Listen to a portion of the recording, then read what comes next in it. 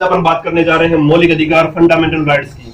जैसा कि आप सभी को मालूम है, कंपटीशन एग्जाम में श्योर है कि एक फंडामेंटल राइट्स पे क्वेश्चन जरूर आता है। लेकिन कोई बात नहीं है कि आप कंपटीशन एग्जाम की तैयारी कर रहे हो या नहीं कर रहे हो, आपको अपने लाइफ में भी मूल अधिकारों की जानकारी होनी चाहिए। तो अपन बात करने जा रहे हैं मौलिक अधिकार, मूल अधिकार, फंडामेंटल राइट्स की। तो देखिए, मौलिक अधिकारों का अगर इतिहास की बात करें तो सबसे पहली बात तो आपको बता दूं, आपको ये बता रहा हूं कि अपने जो मौलिक अधिकार हैं इंडिया में, वो पहले प्रारंभ में 7 थे, लेकिन अब 6 मौलिक अधिकार हो गए हैं। आपको याद होना चाहिए 44वां संविधान संशोधन 1978 के माध्यम में से जो आपका संपत्ति का अधिकार था, आर्टिकल कौन से में था, 31 में था, उसको वहां से हटाकर कानूनी अधिकार बना दिया है 300A में। तो वो हटा दिया गया। इसका मतलब अपने पास में कितने मौलिक अधिकार है? 6 मौलिक अधिकार हैं। तो आइए बात करते हैं मौलिक अधिकार की। सबसे पहले आपको बताऊं मैं इसमें मौलिक अधिकार 6 कौन कौन से, ट्रिक से बताऊंगा मैं आपको 6 के 6 मौलिक अधिकार। फिर इनकी अपन बात भी करेंगे कि इतिहास कहां से शुरू हुए, कौन कौन सी समितियां थी, उसके बारे में बात करेंगे। पहले 6 मौलिक अधिकार अपने कौन कौन से उसके बारे में बता रहा हूं। और इतना ध्यान दें, ये आपके संविधान के भाग 3 में आर्टिकल 12 से आर्टिकल 35 तक विदित है। यहां तक आर्टिकल 12 से आर्टिकल 35 तक अपने क्या है? मौलिक अधिकार है। आज अपने पास में कितने मौलिक अधिकार है? 6 मौलिक अधिकार दे रखे हैं इंडिया में, जो है 6 मौलिक अधिकार है। 6 मौलिक अधिकार दे रखे हैं। और ये मौलिक अधिकार कहां से प्रेरित है इंडिया में? अमेरिका से प्रेरित है, अमेरिका से लिए गए। और वैसे अगर बात करें तो सर्वप्रथम 1215 ईस्वी के अंदर, सर्वप्रथम 1215 ईस्वी में ब्रिटेन के मैग्ना कार्टा कानून में सर्वप्रथम मौलिक अधिकारों का उल्लेख किया गया। अतः ब्रिटेन को मौलिक अधिकार का जन्मदाता भी कहा जाता है। ब्रिटेन को क्या कहा जाता है? मूल अधिकारों का जन्मदाता भी कहा जाता है। लेकिन 1791 ईस्वी में अमेरिका ने मौलिक अधिकारों का उल्लेख किया। तो इसलिए अमेरिका को क्या कहते हैं? जनक कहते हैं। मौलिक अधिकारों को जनक किसे कहा जाएगा? अमेरिका को। जन्मदाता की बात आए तो ब्रिटेन के मैग्ना कार्टा कानून को। तो अब आगे चलते हैं। भारत में जो मौलिक अधिकार है वो अमेरिका से प्रेरित है, अमेरिका से लिए गए हैं मतलब। तो इंडिया में मौलिक अधिकारों का अगर जनक की बात की जाए तो पंडित जवाहरलाल नेहरू को इंडिया में मौलिक अधिकारों के जनक की संज्ञा दी गई है, क्योंकि पंडित जवाहरलाल नेहरू ने ही सर्वप्रथम मौलिक अधिकारों के लिए प्रारूप तैयार किया था। उन्होंने कहा था कि यह संविधान की क्या है? अंतरात्मा है, एक तरह से मौलिक अधिकार। आइए आगे चलते हैं। तो ये 6 मौलिक अधिकार है, इनके बारे में अपन जानते हैं कौन कौन से होते हैं। आपको सिर्फ एक लाइन याद रखनी है, एक ट्रिक बता रहा हूं मैं आपको। देखिए, EH, एक लाइन लिख देता हूं मैं यहाँ पे। EH दो मित्र हैं ये। EH दो मित्र ने क्या किया? शोध किया। किस पर शोध किया? शिक्षा पर। E और H दो मित्र हैं, उन्होंने शोध किया किस पर? शिक्षा के ऊपर E और H ने शोध किया। तो देखिए अपनी ट्रिक बन गई है। कैसे? ये हो गया E और ये, सॉरी H नहीं, यहाँ पे F, E और F, ये के बाद में F ही आता है। E और F दो मित्र हैं, उन्होंने शोध किया किसके ऊपर? शिक्षा के ऊपर। तो ये हो गया E, ये हो गया F। किस पर शोध किया? यहाँ पे ये लो, शोध किया किस पर किया? शिक्षा के ऊपर किया। तो ये आपको यहाँ पे लिख लेना है। तो आइए ट्रिक क्या बनी अपनी, देखिए। E4 होगा बेटा इसमें, E4 होगा आपका इक्वलिटी। इक्वलिटी मतलब समानता का अधिकार। इक्वलिटी मतलब समानता का अधिकार। और ये कहां से कहां तक है? ये आर्टिकल 14 से 18 तक है। आर्टिकल 14 से 18 तक क्या है? समानता का अधिकार। F4 क्या होगा? देखो, F4 होगा फ्रीडम। F4 क्या होगा? फ्रीडम मतलब स्वतंत्रता का अधिकार। तो स्वतंत्रता का अधिकार आर्टिकल कौन से में है? आर्टिकल 19 से आपके आर्टिकल 22 तक स्वतंत्रता का अधिकार है। आइए आगे चलते हैं। इस शो से है शोषण के विरुद्ध अधिकार। शोषण के विरुद्ध अधिकार। शोषण मतलब एक्सप्लॉयटेशन। एक्सप्लॉइटेशन। तो ये वाला किस में आएगा आपका आर्टिकल 23 और 24 में, अगेंस्ट टू एक्सप्लॉइटेशन के अकॉर्डिंग इसमें आपका ये मौलिक अधिकार है। आगे चलते हैं, सी, ये वाला सी, इसका आएगा आपका शिक्षा और, ये पूरा शिक्षा हो गया, शिक्षा और संस्कृति, सॉरी एक ध्याय और रह गया यहाँ पे, ये वाला रह गया ये ध्याय, इस ध्याय से आएगा धार्मिक स्वतंत्रता का अधिकार, धार्मिक स्वतंत्रता का अधिकार। ई फॉर इक्वलिटी, समानता का अधिकार। एफ फॉर फ्रीडम मतलब स्वतंत्रता का अधिकार। सो मतलब शोषण के विरुद्ध अधिकार, एक्सप्लॉइटेशन, आर्टिकल 23 से 24। ध्याय फॉर धार्मिक स्वतंत्रता का अधिकार, ये आएगा आपका आर्टिकल 25 से आर्टिकल 28 तक। आगे आएगा ये शिक्षा और संस्कृति का अधिकार, शिक्षा व संस्कृति का अधिकार, वो आएगा आपका आर्टिकल 29 और 30 में। क्लियर है ये? तो ये आपको ट्रिक ध्यान रखनी है। एक अधिकार और रह गया ना, अभी मैं बताऊंगा आपको, ये तो 5 हो गए, 1 2 3 4 एंड 5। एक अधिकार और है जो सबसे इंपॉर्टेंट है।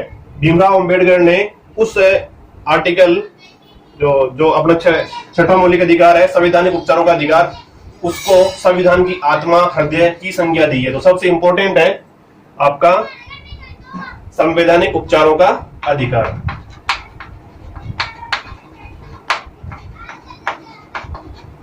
संवैधानिक उपचार का अधिकार मतलब अगर अपने मौलिक अधिकारों का उल्लंघन होता है तो अपन डायरेक्ट सुप्रीम कोर्ट की शरण में जा सकते हैं।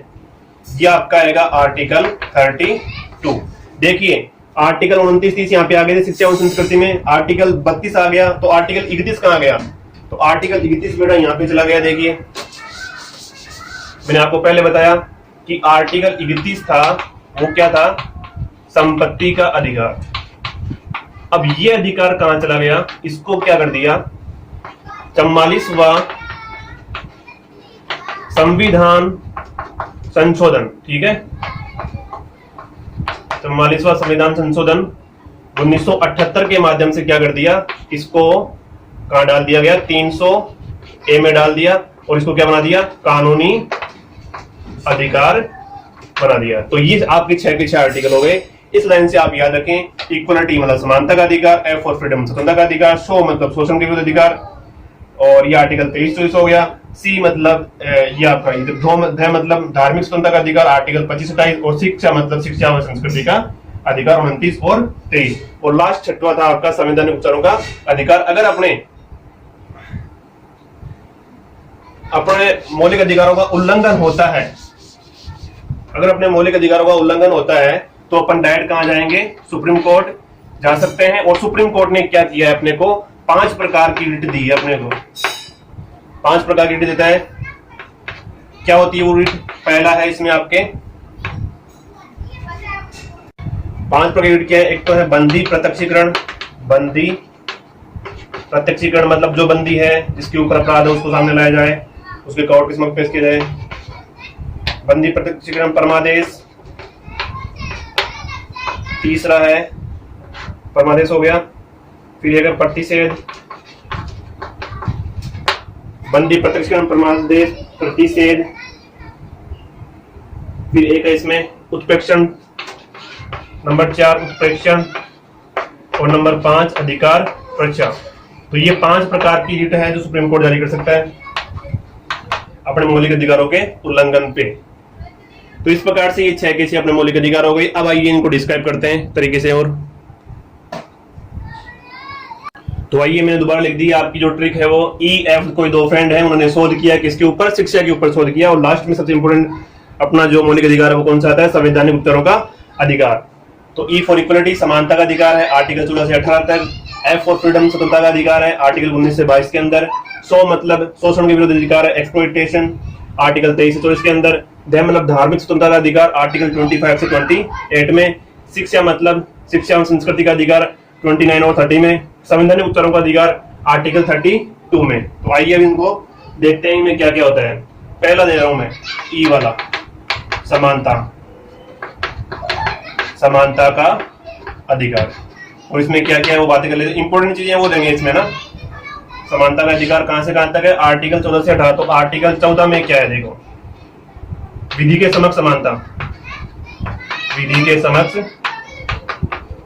समानता से रिलेटेड है ये। फिर आर्टिकल 15 में क्या है, आर्टिकल 15 और आर्टिकल 16 ये ध्यान रखें आप, ये आरक्षण से संबंधित है, ठीक है। इसमें क्या है, लिंग के प्रति भेदभाव नहीं होगा, जाति धर्म के प्रति भेदभाव नहीं किया जाएगा और उनको समानता का अवसर प्रदान किया जाएगा, वो आर्टिकल से 60 में। तो मैं डायरेक्ट इसमें आरक्षण के लिए बोल देता हूँ, आपको आरक्षण समझ जाना आप। जो भी वंचित वर्ग हैं, शोषित पीड़ित, जाति लिंग भेदभाव जिनके पास हो रखा है, उनके लिए आरक्षण का प्रावधान है आर्टिकल 15 और 16 में। फिर आर्टिकल 17 का विशेष तौर पर ध्यान रखें, अस्पृश्यता का अंत, छुआछूत जो होती है, अस्पृश्यता का अंत, छुआछूत से संबंधित है ये आर्टिकल 7। बहुत बार पूछा जाता है कि छुआछूत का अंत से संबंधित कौन सा आर्टिकल, तो आर्टिकल 17 है। फिर देखिए आर्टिकल 18, इसमें है उपाधियों का अंत।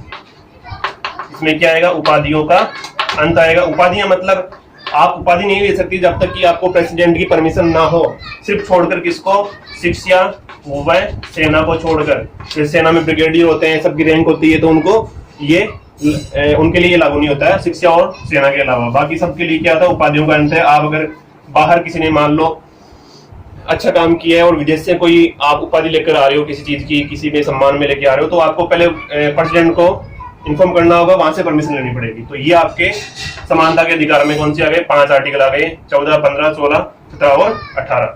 तो आगे बात करते हैं फ्रीडम ऑफ एक्सप्रेशन में।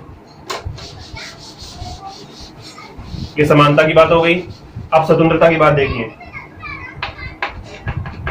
ये वाला स्वतंत्रता, एफ वाला, स्वतंत्रता का अधिकार इंपॉर्टेंट है, ये भी ध्यान रखें। इसमें स्वतंत्रता के अधिकार में देखो पहले आएगा आर्टिकल 19, इसमें आएगी आपकी देखो स्वतंत्रता, वाक स्वतंत्रता।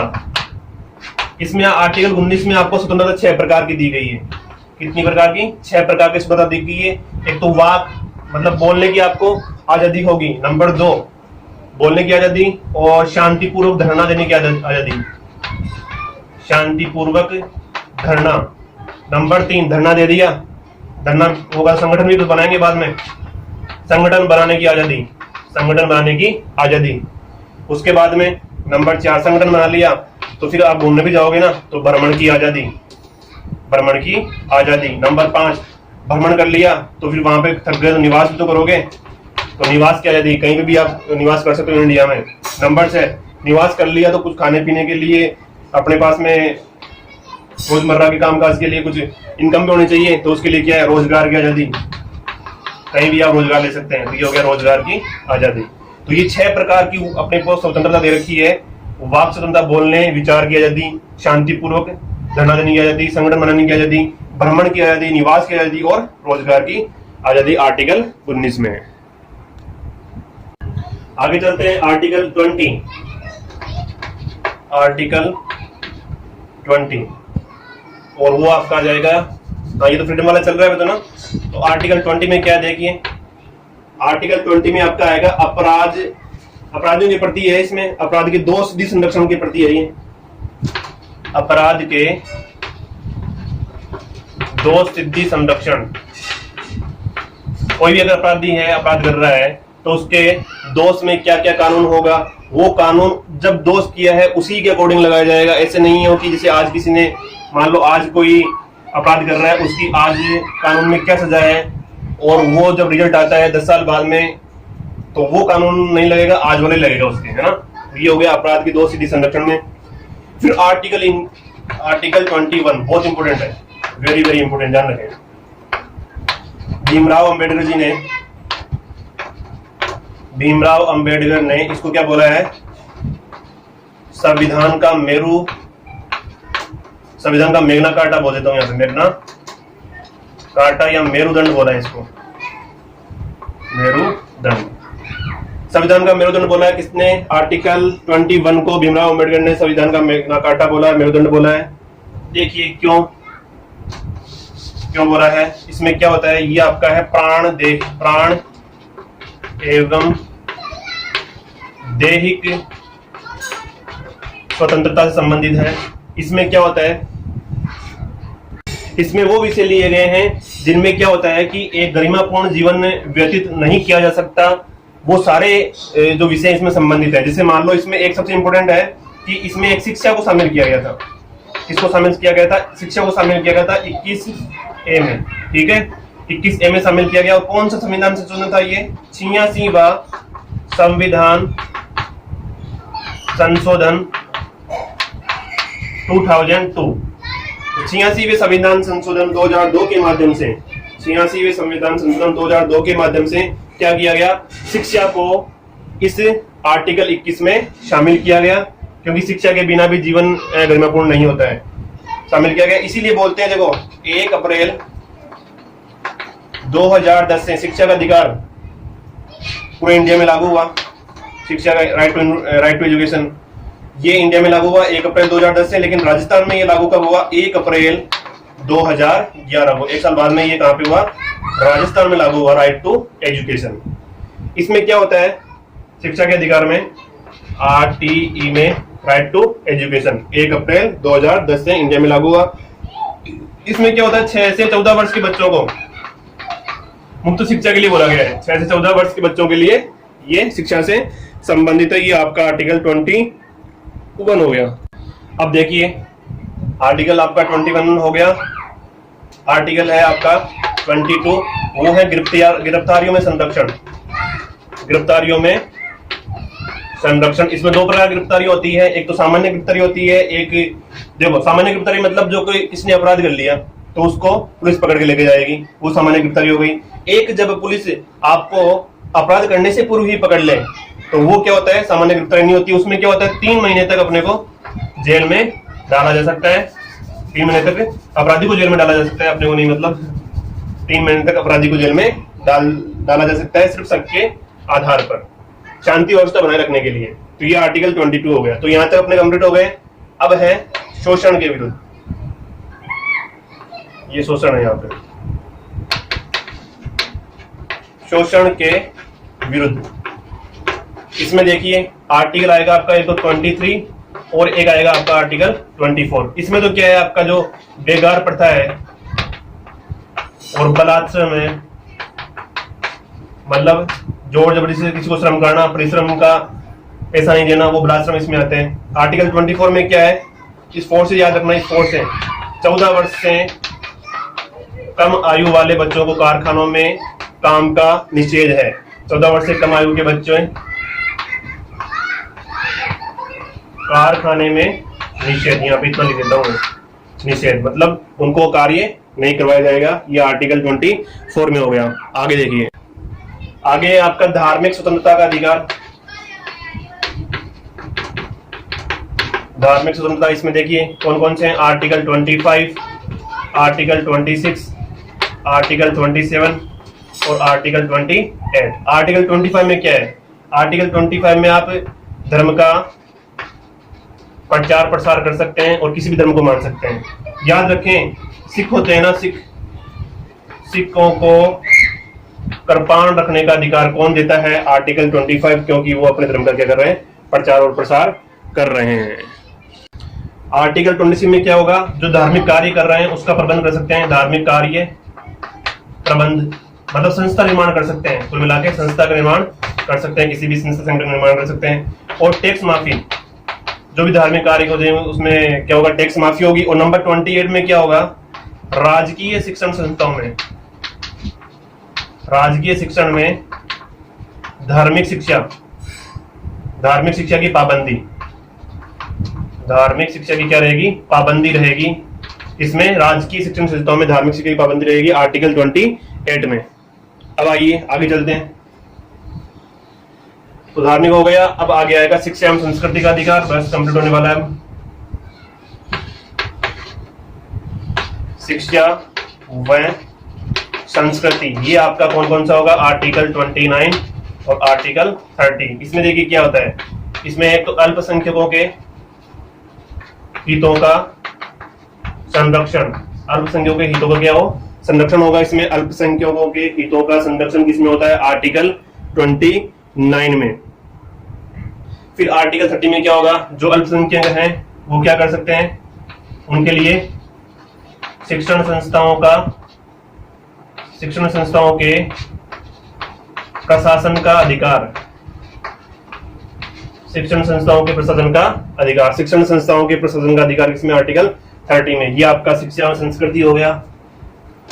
लास्ट मैंने आपको बता दिया संवैधानिक उपचारों का अधिकार, जिसमें ये खुद में अपने आप, अगर अपने मौलिक अधिकार हैं उनका हनन हो रहा है तो उनकी सुरक्षा करना भी अपने आप में एक क्या है, मौलिक अधिकार है।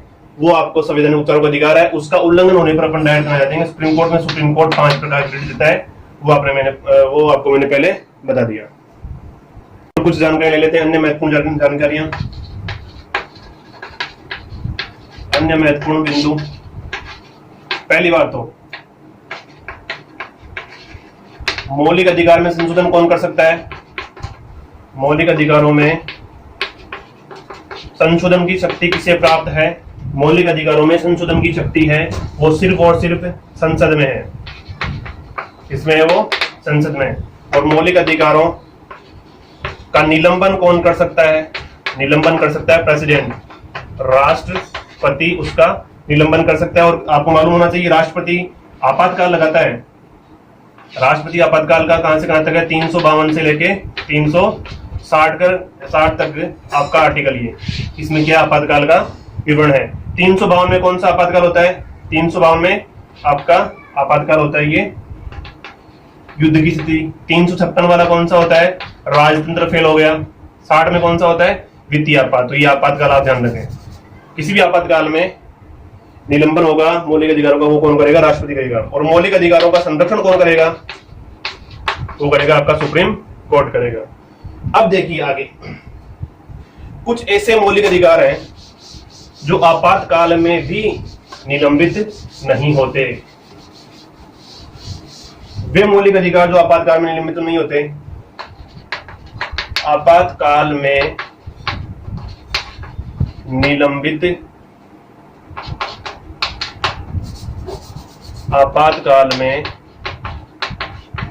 निलंबित नहीं होने वाले अनुच्छेद कौन कौन से हैं आपके, ये आप जरूर ध्यान रखें। आर्टिकल 19 व 20 आपातकाल में भी क्या होंगे? ये निलंबित नहीं होंगे। आपातकाल लगा दिया तो आपातकाल में 19 और 20 भी क्या होंगे? निलंबित नहीं होंगे। इसका विशेष तौर पे आप ध्यान रखें। आप आपातकाल में निलंबित नहीं होने वाले आर्टिकल कौन से रहेंगे? 20 और 21 आपातकाल में भी क्या होंगे? निलंबित नहीं होंगे। और केवल भारतीयों के लिए कौन कौन से आर्टिकल है ध्यान रखें आप। केवल भारतीयों के लिए, मतलब भारतीयों के साथ विदेशियों के लिए लागू नहीं होते ये वाले आर्टिकल। यहाँ पे विदेशियों के लिए लागू नहीं होते। वो कौन कौन से आर्टिकल है? तो देखिए आर्टिकल 15 और 16 क्योंकि आरक्षण संबंधित है, उनको आरक्षण नहीं दिया जाएगा लिंग, जाति, धर्म, भेदभाव के आधार पर। आर्टिकल 19 भी उनके लिए लागू नहीं होता है। वाक स्वतंत्रता उनके लिए लागू नहीं होती है। और एक आर्टिकल आपका 29 और 30, ये दोनों भी क्या है? इनके लिए लागू नहीं होते। तो ये 5 आर्टिकल हैं जो विदेशियों के लिए लागू नहीं होते हैं। इसका आप विशेष तौर पे ध्यान रखें। आर्टिकल 15, 16, 19, 29 और 30। तो इस प्रकार से अपना मौलिक अधिकार वाला ये शॉर्ट टॉपिक क्लियर होता है। इसको रिवाइज करें। एक क्वेश्चन हमेशा हर एग्जाम में पूछा जाता है मौलिक अधिकार से संबंधित।